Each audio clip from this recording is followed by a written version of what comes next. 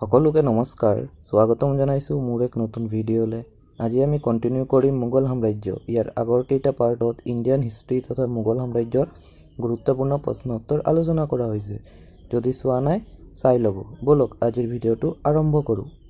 কোনজন মোগল ৰজাই জিজিয়া কৰ পুনৰ আৰম্ভ কৰিছিল? উত্তৰ ঔৰংজেব। জিজিয়া কৰ কোনে আৰম্ভ কৰিছিল? উত্তৰ কুতুবুদ্দিন আইবাক। কিমান চনত ঔৰংজেবে জিজিয়া কৰ পুনৰ আৰম্ভ কৰিছিল? উত্তৰ 1679 চনত। কোনজন মোগল ৰজাই সোমনাথ মন্দিৰত আক্ৰমণ কৰিছিল? উত্তৰ ঔৰংজেব। গুৰু টেগ বাহাদুৰক কোনে হত্যা কৰিছিল?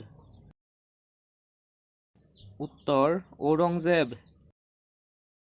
পুৰন্দৰ চুক্তি কিমান চনত হৈছিল? উত্তৰ 1776 চনত। পুৰন্দৰ চুক্তি শিৱাজী আৰু কাৰ মাজত হৈছিল? উত্তৰ জয়সিংহ। কোনজন মোগল ৰজাৰ সময়ত নাদিৰ শ্বাহে দিল্লীত আক্ৰমণ কৰিছিল? উত্তৰ মহম্মদ শ্বাহ। কিমান চনত নাদিৰ শ্বাহে ভাৰতত আক্ৰমণ কৰিছিল? উত্তৰ 1739 চনত।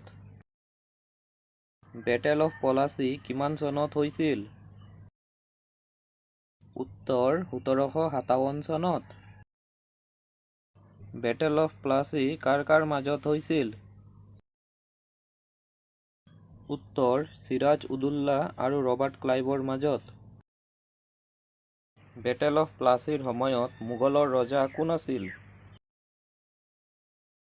উত্তৰ আলমগীৰ দ্বিতীয়। বেটেল অফ বুক্সাৰ কেতিয়া হৈছিল? উত্তৰ 1764 চনত। মোগল সাম্ৰাজ্যৰ শেষৰজন ৰজাৰ নাম কি? উত্তৰ বাহাদুৰ শ্বাহ দ্বিতীয়। বেটেল অফ প্লাচী কোনখন নদীৰ পাৰত হৈছিল? উত্তৰ ভাগীৰথী হুগলী নদীৰ পাৰত।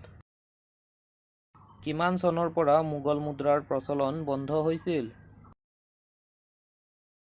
উত্তৰ 1835 চনত। কিমান চনত মোগল সাম্ৰাজ্যৰ অন্ত পৰিছিল? উত্তৰ 1857 চনত। কোনজন মোগল ৰজাই ৰাজা ৰামমোহন ৰয়ক ৰাজা উপাধি দিছিল? উত্তৰ আকবৰ দ্বিতীয়। মোগল কালত সেনা প্ৰধানক কি বুলি কোৱা হৈছিল? উত্তৰ বক্সী। মাৰাঠা সাম্ৰাজ্যৰ প্ৰতিষ্ঠাপক কোন? উত্তৰ শিৱাজী। তাজমহল কিমান চনত বনোৱা হৈছিল? উত্তৰ 1632 পৰা 1653 চনত। জাহাংগীৰৰ দৰবাৰত অহা দ্বিতীয়জন ব্ৰিটিছ ৰাজদূতৰ নাম কি? উত্তৰ থমাছ ৰ'। মোগল সাম্ৰাজ্য ইমানতে কমপ্লিট হ'ল। নেক্সট পাৰ্টত আমি ইণ্ডিয়ান মডাৰ্ণ হিষ্ট্ৰী কমপ্লিট কৰিম। যদি ভিডিঅ'বোৰ ভাল লাগে তেনেহ'লে এটা লাইক কৰি দিব আৰু চেনেলটো ছাবস্ক্ৰাইব কৰি ল'ব। Thank U.